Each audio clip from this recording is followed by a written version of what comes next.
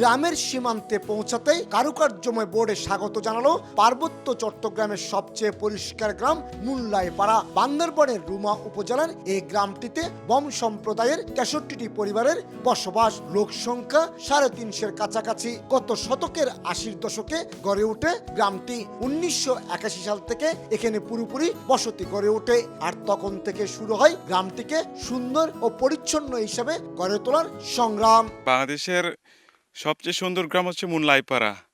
আর এখানের পিছনের রয়েছে অনেক মুরব্বীদের অবদান।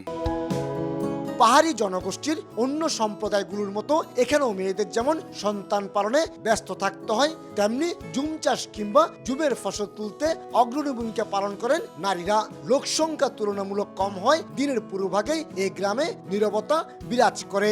অন্যান্য পাড়া চাইতে একটু উন্নত মানের রাখার জন্য পাড়াবাসী আমরা সবাই মিলে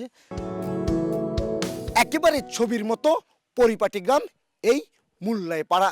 ১৯৮১ সালে শুরু হয়েছিল এই গ্রাম তৈরির কাজ। ৮৩ সালে পূর্ণাঙ্গ রূপ পেয়েছে।